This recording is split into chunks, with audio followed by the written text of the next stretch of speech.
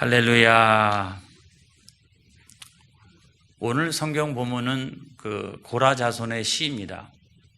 다른 시는 다윗의 시 또는 아삽의 시 그렇게 되어져 있는데 개인의 이름으로 된 게 아니라 가족의 이름 또는 가문의 이름 또 선조들의 이름으로 되어져 있습니다. 왜 그랬을까요? 고라 자손은 시를 쓰기를 좋아해서 그들 나름대로의 시집이 있었던 모양입니다. 그 때문일까? 누구 하나를 대표해서 할 수 없으니까 고라 자손의 시다 그렇게 했을까? 또 하나는 이 고라 자손은 가문이나 가족을 매우 중요하게 여기니까 무슨 일을 할 때도 개별적인 이름을 사용하기보다 그 가문의 이름, 선조의 이름 또 가족의 이름을 사용했을 가능성이 큽니다. 하지만 가장 유력한 것은 뭐냐면 선조인 고라를 반면교사로 삼기 위하여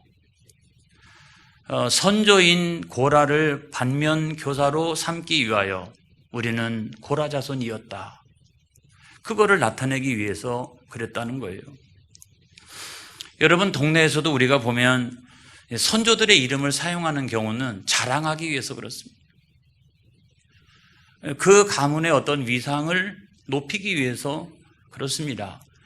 독립운동가가 있다든지 아니면 예전에 높은 벼슬을 한 선조가 있다든지 하면은 우리는 그 선조의 자손이야, 우리는 독립운동가 누구의 자손이야 이러면서 자랑을 하는 것이죠.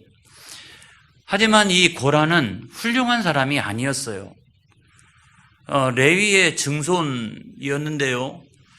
나중에 모세 시대 때 아론을 제사장으로 삼는 것, 아론과 그의 아들들을 영원한 제사장으로 삼는 것, 이거를 반대하여 반역을 하고 또 그래서 하나님의 심판을 받았던 사람들, 그래서 망했던 가문이 고라 자손이에요. 여러분, 그 심판이 3번 걸쳐서 내려왔는데 1차는 뭐냐면 땅이 꺼지는 거였습니다. 갑자기 땅이 꺼져가지고 고라와 그의 자손들과 또 그들이 가지고 있었던 재물들과 이런 것들을 한꺼번에 땅이 삼켜버린 거예요. 2차는 여호와의 불이 나왔습니다. 여호와의 불이 나와서 고라와 함께했던 모든 일당들 250명을 한꺼번에 불사르는 일이 발생을 했어요. 그리고 3차는 연병인데 그럼에도 불구하고 아론의 제사장의 어떤 직위, 그 번위를 인정하지 않고 있었던 수많은 사람들 가운데 연병이 발생하기 시작을 했습니다. 그래서 죽은 사람의 숫자가 얼마냐? 14,700명이에요. 출애굽할 때 그들의 전체 인구가 한 200만 명쯤 되니까 그 가운데서 한 15,000명 정도가 죽었다. 이거는 엄청나게 충격적인 사건이었죠. 그런데 그 가운데서 고라의 아들들이 살아남았어요. 놀라운 일이죠. 저는 하나님의 은혜라고 생각을 합니다. 또 다른 성경 주석에 보게 되면 그 아들들은 아버지의 반역 사건에 참여하지 않았다 라고 하는 내용이 있어요. 아무튼 그래서 하나님께서 그들을 은혜를 베풀어 주셔서 살려주셨는데 이들의 가문이 밑으로 번성해서 나중에 다윗 시대 때가 되어서는 레위 지파들 가운데서 가장 유명한 가문이 됩니다. 오늘날로 치면 명문 가문이 되죠. 멸망했던 가문이 나중에 가서 명문 가문이 되었다는 거예요. 어느 정도냐? 여러분, 다윗에게는 큰 성가대가 3개가 있었습니다. 그 가운데 한 성가대 대장이 고라 자손이에요. 또 그것뿐만 아니라 성가대원들 가운데 상당수가 고라 자손이고요. 성가대의 분야가 24분야가 있는데 그 분야들 가운데 14개 분야의 책임자들이 고라 자손이에요. 그러니까 하나님 찬양하기를 즐거워하고 그런 성가대에서 굉장히 이렇게 역할을 많이 한 그런 명문의 가문이었다는 거죠. 그 다음에 또 두 번째로 보면 이들은 성전이나 성막의 수비대 역할을 잘했습니다. 수비대. 성막시대도 마찬가지고 나중에 성전을 짓고 난 다음에도 마찬가지였어요. 그런데 역시 압권은 뭐냐면 바벨론 포로 시기가 되었습니다. 그러면 하나님의 성전은 누가 지킵니까? 성인 남자들은 다 끌려가고 이런데 그럼에도 불구하고 끝끝내 그 기간 동안에 예루살렘 성전을 지켰던 사람들이 고라 자손들이었어요. 끝끝내 이게 오늘날로 치면은 교회를 지키는 사람들이었죠. 뿐만 아니라 다윗의 친위대였습니다. 다윗은 전쟁을 많이 했습니다. 그리고 사울왕을 피해서 도망 다녔을 때도 많이 있었고 어려움을 당할 때가 한두 번이 아니잖아요. 목숨의 위협을 받을 때도 한두 번이 아니었고 그런데 시글락 같은 아주 위험한 지역에서 칼을 빼어들고 다윗을 지켰던 사람들이 누구냐면 고라 자손들이었어요. 뿐만 아니라 여러분 여기에서 누가 나오냐면 나중에 위대한 선지자 중의 선지자 사무엘이 나옵니다. 그래서 이렇게 완전히 멸망한 가문이었는데 그 가문이 나중에 번성해가지고 유명한 가문이 되었다. 명문 가문이 되었다. 할렐루야. 여러분의 가문이 그런 가문이 되어지기를 축복합니다. 어떻게 이렇게 되어질 수 있을까요? 반면교사를 잘 삼았기 때문에 그래요. 우리는 절대로 우리의 선조였던 고라를 닮지 아니하리라. 고라처럼 살아가지 아니하리라. 고라처럼 신앙생활하지 아니하리라.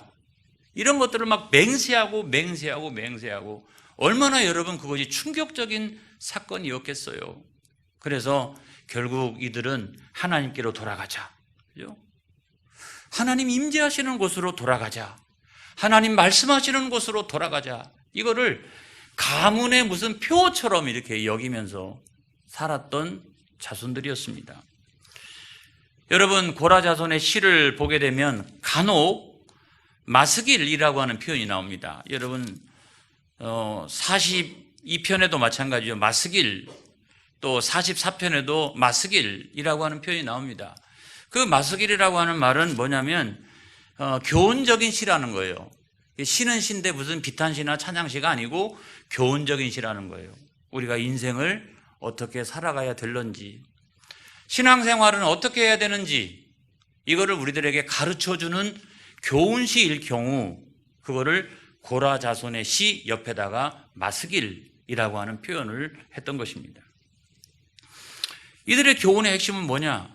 다른 거 없어요. 하나님께로 돌아가야 한다.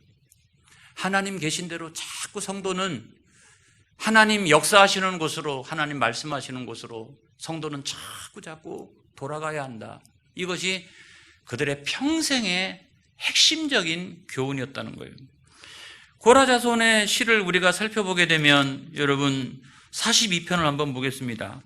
42편의 1절과 2절에 보면 하나님이여 사슴이 시냇물을 찾기에 갈급함 같이 내 영혼이 주를 찾기에 갈급하니이다 그랬어요. 또 2절에 보면 내 영혼이 하나님 곧 살아계시는 하나님을 갈망하나니 내가 어느 때에 나아가서 하나님의 얼굴을 배울까라고 이야기하고 있습니다. 그만큼 이렇게 사슴이 시냇물을 찾기에 갈급함과 같이 하나님께 돌아가기를 간절히 앙망했다는 거예요. 그 다음에 여러분 4절의 말씀에 보면 다 같이 한번 읽어보겠습니다.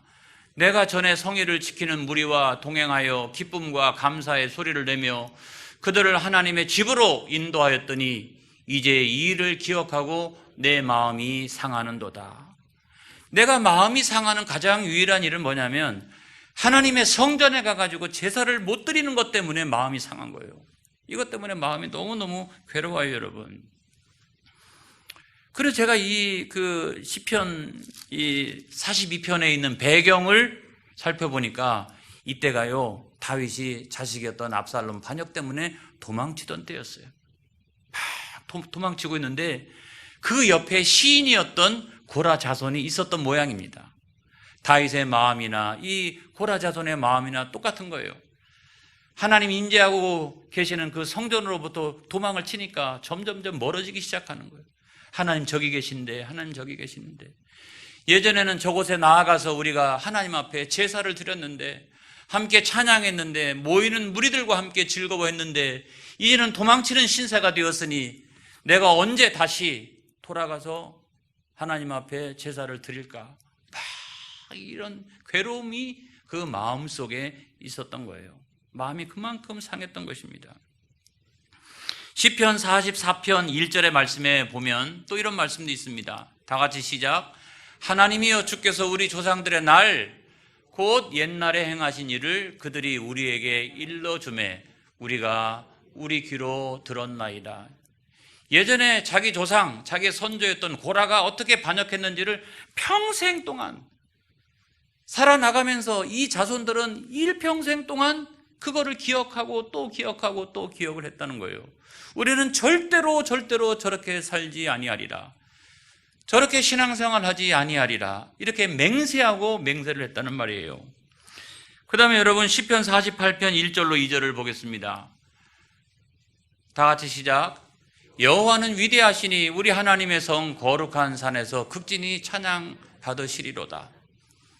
터가 높고 아름다워 온 세계가 즐거워하며 큰 왕의 성 곧 북방에 있는 시온산이 그러하도다 그랬어요. 여러분, 그래서 고라 자손의 시는 이 성전을 사모하는 시, 시온을 찬양하는 그런 시가 많이 있습니다. 근데 시온이라고 하는 게 뭐냐? 지명이잖아요. 그래서 시온 성을 말하고 시온 산을 말해요. 그것이 나중에 다윗이 점령하고 난 다음에 그곳을 예루살렘으로 정했잖아요. 근데 예루살렘이 왜 중요하냐?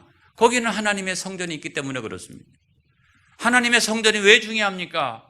하나님이 특별한 장소를 말씀하시고 또 그것을 통해서 당신을 계시하겠다고 말씀하신 택하여진 거룩한 장소이기 때문에 그렇습니다. 하나님 특별히 임재를 약속하셨던 그와 같은 장소였기 때문에 그렇다는 거예요. 그래서 터가 높다는 거예요. 아름답다는 거예요. 여러분, 교회 터를 부동산으로 보면 안 됩니다. 여러분, 땅으로 보면 안 됩니다. 여러분, 터가 높다인 거예요. 터가 높다. 그래서 그런지 우리 교회가 높은 데 있어요. 아무튼 터가 높다. 터가 세상에서 이렇게 그런 땅이 아니라는 거예요. 구별된 땅이라는 거예요. 그리고 아름답다. 영적인 권위가 있다는 거예요. 여러분, 교회는 영적인 권위를 상실하는 그 순간 쇠퇴해 갑니다. 아무리 작은 교회라 할지라도 그 교회가 영적인 권위를 나타내는 교회는 부흥해 갑니다. 거룩한 영향력을 나타나게 되는 거예요. 이걸 여러분 믿으시기를 주님의 이름으로 축원합니다. 바로 그곳에 만왕의 왕이신 큰 왕이 계시도다. 거기서 당신을 계시하신다. 여러분, 물론 하나님께서는 이 성전 안에 갇혀 계시는 분이 아닙니다. 오늘 기도를 잘하셨어요. 그리고 어떤 곳에서도 하나님 말씀하시고 우리의 몸을 성전 삼고 하나님은 계시하시는 분이에요. 하지만 특별히 하나님의 백성들이 모여서 하나님을 찬양하고 기도하고 예배드리고 말씀을 공부하고 그곳에 하나님이 극진히 찬양을 받으신다. 성경에 있잖아요. 극진히 영광을 받으신다. 이걸 여러분 믿으시기를 바랍니다. 그러니까요, 이들은요, 하나님께로 돌아가자. 할 수만 있으면 하나님 임재하고 계시는 그곳으로 돌아가자. 하나님 말씀하시는 그곳으로 돌아가자. 이거를 외치고 또 외치고 또 외치고 그렇게 했던 거예요. 압살롬의 반역이 끝나고 난 다음에도 블레셋과의 수많은 전쟁이 있었습니다. 그리고 고라 자손이 그 이후에도 계속 존재를 했기 때문에 아무튼 별별 일을 다 겪었죠. 그런 중에서도 고라 자손은 전쟁은 하나님께 속한 것이니 할렐루야. 어떤 환난과 어려움이 있다 할지라도 우리 힘과 능력을 가지고 이 전쟁에서 이기는 것이 아니라는 거예요. 하나님의 주권, 하나님의 섭리, 전쟁은 하나님께 속하여져 있다. 그러므로 내 힘과 내 능력과 내 생각과 내 판단을 의지하기보다 우리는 하나님께로 돌아가야 된다. 하나님께로 돌아가면 하나님이 우리를 승리로 인도하여 주신다. 여러분, 신앙생활이라는 것은 그거인 거예요. 자꾸 이쪽은 내려놔야 돼요. 그리고 자꾸 이쪽에 가가지고 순종하고 영광 올려드리고 예배하고, 그것이 여러분 신앙생활 아니겠어요? 안 그러면 그냥 사회생활 하죠. 사회운동하고요. 우리가 신앙생활이라고 하는 것은 뭐냐면 자꾸 이렇게 하나님께로 돌아가는 거예요. 하나님 말씀에 순종하는 거예요. 하나님 임재하고 계시는 곳을 향하여 나가는 거예요. 여러분, 우리가 코로나19 상황도 저는 마찬가지라고 생각합니다. 참 극복하기 어렵다 이런 생각이 들죠. 어쩌면 같이 우리가 살아가야 될런지 모르겠다. 감기나 독감처럼. 우리가 이 문제를 어떻게 해결할 수 있을까? 여러분, 땅과 바다와 산이 아무리 흔들려도 여기에 질서를 부여하실 수 있는 분은 하나님밖에 없어요. 안 그래요? 우리가 아무리 노력한다 할지라도 여전히 우리는 독감하고 함께 살고 있잖아요. 인간이 근본적으로 이게 극복할 수 있는 문제가 아니라고 하는 거예요. 관리를 잘할 뿐이지. 그런데 여러분, 하나님은 산을 창조하시고 땅을 창조하시고 바다를 창조하셨다. 산이 아무리 흔들려도 바다가 이렇게 뛰논다 할지라도 여러분, 땅이 점점점 이렇게 문제가 발생한다 할지라도 아무튼 하나님은 모든 것의 창조주가 되어주신다. 할렐루야. 그래서 우리는 하나님께로 돌아가야 되는데 자연도 하나님의 창조의 목적으로 돌아가야 합니다. 창조 이후로 지금까지 단 한 번도 우리가 동물이나 식물에 대하여 하나님의 관점에 서본 적이 있느냐? 저는 없다고 생각합니다. 가장 최근에 와서 우리는 식물에 대한 또는 동물에 대한 관심을 갖기 시작하고 그런 보호법들을 만들어가기 시작합니다. 그 언제부터인데요. 그래서 하나님 창조하신 모든 것들은 뭐예요? 인간의 탐욕의 대상이게. 우리가 누릴 수 있는 어떤 탐욕의 대상. 그게 아니라 창조의 목적이란 뭐냐? 하나님께서 보시기에 좋았더라. 그런 상태로 우리가 잘 이렇게 관리해 나가는 것이 굉장히 중요하다. 그래서 우리는 그 창조의 목적으로 돌아가야 한다 이 말이에요. 여러분, 이런 운동을 뭐라고 얘기하냐면 시온주의나 시오니즘이라고 이야기를 합니다. 유대인들은 로마에 의해서 멸망을 당하고 난 다음부터 전 세계를 유랑하며 나라를 빼앗긴 민족으로 그렇게 살았습니다. 최소 1300년 이상, 거의 한 2000년 가까이 그렇게 살았어요. 근데 19세기 후반기에 들어서서 러시아와 동유럽을 중심으로 해가지고 유대인들이 귀환 운동을 시작했습니다. 귀환 운동. 돌아가야 한다. 이제 돌아가야 될 때가 됐다. 근데 마침 제2차 세계대전이 터져서 나치에 의해서 유대인들이 굉장히 학살을 당하니까 이들이 막 집중적으로 그때 돌아가기 시작합니다. 팔레스틴으로. 근데 거기는 이미 살고 있었던 아랍계가 있었어요. 이 아랍계하고 이주민이었던 유대인들 사이에 갈등이 그때부터 막 생기기 시작을 했어요. 이 갈등이 오늘날까지 계속 있는 거죠. 근데 아무튼 제가 그 역사를 설명하지는 않겠어요. 1947년이 되었습니다. 유엔 총회에서 이 팔레스틴 지역에서 아랍계가 살아야 될 지역, 유대인들이 살아야 될 지역을 나누기 시작했어요. 그러니까 팔레스타인 원주민 아랍계는 기가 막힌 일이죠. 자기들이 1300년 동안 여기서 조상 대대로 여기서 살았는데 2000년 가까이를 그랬는데 일방적으로 거기서 쫓겨나야 하는 거예요. 여러분 그걸 인정하겠어요? 그러니까 오늘날도 막 그냥 갈등이 일어나고 혼란이 생기는 이유가 여러분 누구를 탓하기가 참 어려워요. 이게 어려워요. 거기서 쫓겨나면 내 문제라고 생각해 보세요. 막 멱살 잡고 같이 싸우지 않겠어요? 1948년이 되었습니다. 드디어 이스라엘이 건국이 되었어요. 건국. 근데 국제사회가 왜 이것을 용인했을까? 미국을 시작으로 해가지고 전 세계 국제사회가 이스라엘의 건국을 용인했습니다. 왜 그랬을까? 그거는 제2차 세계대전의 영향력이 크다. 여러 가지 물론 이유가 있어요.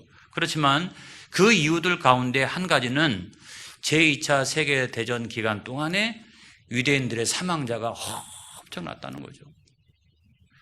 제2차 세계대전 기간 동안에 사망자 전체가 5,500만.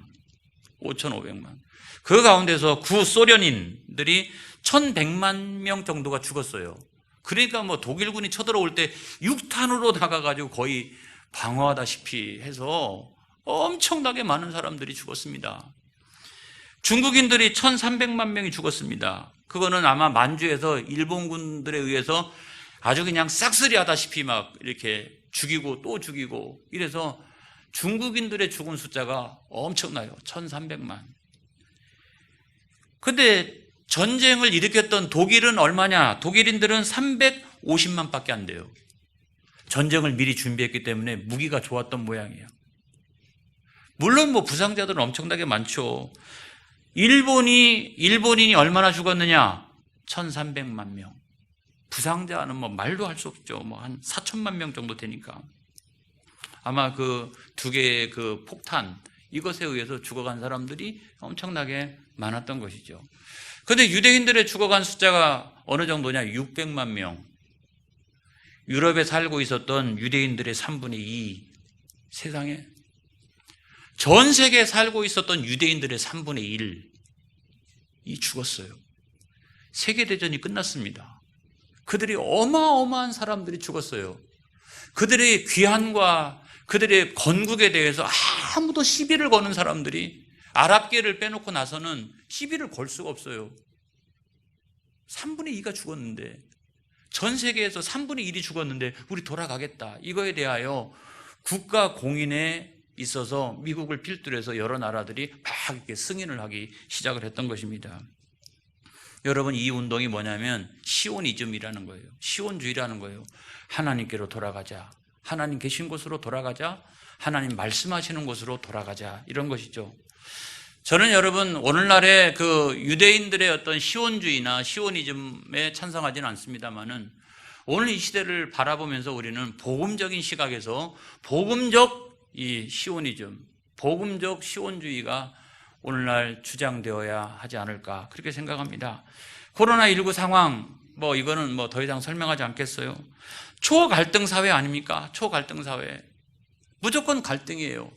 누가 잘했고 잘못했고 이거 상관없어요. 잘못했어도 무조건 나는 잘했어요. 이래가지고 무조건 갈등을 일으키고 이런 경우들이 많이 있죠. 그러니까 정치권도 잘못한 사람이 없어요. 정치권도 다 여든 야든 다 잘못을 인정하지 않습니다. 요즘에는 국민들도 자기 잘못을 인정하지 않습니다. 웬만하면 옛날 같으면 아이고 미안합니다, 잘못했습니다, 용서해 주세요. 그러면 그냥 넘어갈 수 있는 것들도 요즘에는 무조건 다 재판으로 갑니다. 재판으로. 그러니까 막 엄청나게 밀려 있는 거죠. 여러분, 성적인 타락도 마찬가지입니다. 성적인 타락도 그것이 법적으로 이제는 합법화되어지는 것으로 가고 있어요. 여러분, 안 됩니다. 하나님께로 돌아가야 합니다. 할렐루야. 하나님 계신 곳으로 돌아가야 합니다. 하나님 말씀으로 우리가 돌아가야 합니다. 여러분, 이걸 믿으시기 바랍니다. 왜 우리가 하나님께로 돌아가야 되느냐? 오늘 성경 말씀이 세 가지로 말씀하고 있어요. 첫째는 뭐냐면 하나님은 우리의 피난처시다. 환난 중에 만날 큰 도움과 힘이시다. 환난이라고 하는 건 뭡니까? 자연적인 어떤 천재지변, 또 극심한 어려움, 이런 것들을 우리가 환난이라고 말하지 않습니까? 그런데 이런 환난 중에서도 여기다 질서를 부여할 수 있는 분은 하나님밖에 안 계시다. 여러분, 이때의 배경도 잠깐 살펴보면 아수르가요, 사네립이라고 하는 왕이 있었는데 이스라엘을 침략해 와가지고 북쪽을 다 완전히 멸망시켰어요. 그리고 이제 남쪽으로 내려와 가지고 예루살렘을 이제 에워싸기 시작했습니다. 다 에워쌌어요. 에워쌌는데 아무튼 그 에워싸는 그 기간 동안에 어떤 작전을 전개했느냐? 고사작전. 물도 양식도 다 제공하지 않고 무조건 에워싸면 언젠가는 저들이 죽을 것이다. 이런 것들이 배경이었어요. 그런데도 그런 환경 가운데서 그들의 믿음은 뭡니까? 하나님은 우리의 피난처시다. 여기서 우리를 건져주실 분은 하나님밖에 없다. 어떻게? 방법이 없잖아요. 그 다음에 두 번째로 보면 하나님은 우리의 구원자이시기 때문에 그렇다. 여러분, 사절의 말씀에 보니까 한 시내가 있어 나뉘어 흘러 하나님의 성 곧 지존하신 이의 성소를 기쁘게 하도다 그랬어요. 여러분, 이들이 그 고사작전에서 승리할 수 있었던 이유가 뭐냐? 견딜 수 있었던 이유가 뭐냐? 여러분, 그 예루살렘 성 안에는 실로암이라고 하는 연못이 있었습니다. 연못에서 생수가 터져 나와가지고 그 시내가 되어서 흘러가기 시작합니다.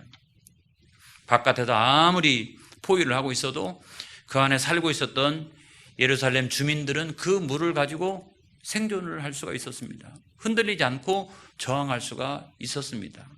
저는 이 말씀을 통해서 오늘 이 시대도 마찬가지라는 거예요. 오늘 이 시대 환난의 시대 아닙니까? 재난의 시대 아닙니까? 우리가 이 시대를 어떻게 이겨나갈 수 있겠느냐? 여러분, 하나님의 말씀의 샘이 터져야 합니다. 그 말씀의 샘이 여러분의 심령에 흐르고 있어야 됩니다. 그래야 우리가 흔들리지 않습니다. 그래야 우리가 두려워하지 않게 된다. 그래서 내년도에는 어린이부, 영유아부로부터 시작해서 작년들까지 1년에 한 번은 무조건 성경을 통독하자. 그래서 앞으로 내가 살아갈 날이 13년밖에 안 남았다라고 하면 몇 번? 13번은 통독할 수 있잖아요. 어려서 나는 한 80년 앞으로 살 거다라고 하면 살아가면서 한 80번은 성경을 통독할 수 있지 않습니까? 이 말씀의 샘이 그의 심령에 터지고 있어야 되는 거예요. 그래 어떤 환난과 어려움 가운데서도 우리가 승리할 수가 있는 거예요. 여러분 결단합시다. 내년 새해 1월 1일부터는 1년에 한 번씩은 무조건 성경을 통독한다. 아주 그냥 영유아부로부터 시작해가지고 작년부에 이르기까지 1년에 한 번씩은 무조건 성경을 읽는다. 여러분 그렇게 결단하는 저와 여러분이 되어지기를 바랍니다. 마지막으로 하나님은 우리의 심판주가 되어주십니다. 이 전쟁에서 어떻게 승리했습니까? 9절의 말씀에 보니까 그가 땅끝까지 전쟁을 쉬게 하심이여. 그래서 활을 꺾어버리고 창을 끊고 수레를 불사러 시는도다. 누가 그랬어요? 하나님이. 이스라엘 백성들은 한 일은 아무것도 없어요. 그들은 그냥 실로암 못에서 흘러나오는 그 물을 마시면서 견디고 딱 한 가지 한 일은 뭐냐면 기도하는 일이었어요. 밤새도록 사내립이요 항복해 라고 하는 편지를 보내왔어요. 히스기야가 그 편지를 앞에다 놓고서 그저 하나님 앞에 기도하는 거예요. 왕이 기도하니까 백성들도 다 기도했어요. 그랬더니 그 다음날 새벽에 어떤 역사가 일어났느냐. 18만 5천 명이 한꺼번에 죽었어요. 이 아수르의 군대가.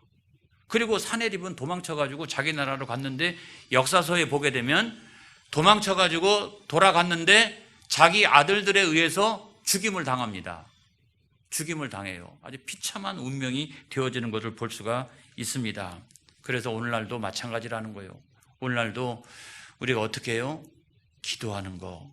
할렐루야. 열심히 우리가 밤새도록 우리가 기도하고 그렇게 하면 하나님은 새벽에 우리를 도와주신다. 이걸 여러분 믿으시기 바랍니다. 그래서 이번 다니엘 기도의 기간 동안에 21일 동안 우리가 밤늦게 하나님 앞에 기도하는 그런 기회가 되었으면 좋겠어요. 그러면 하나님이 우리 인생의 신새벽을 열어주신다. 이걸 여러분 믿으시기를 바랍니다. 할렐루야. 기도하겠습니다.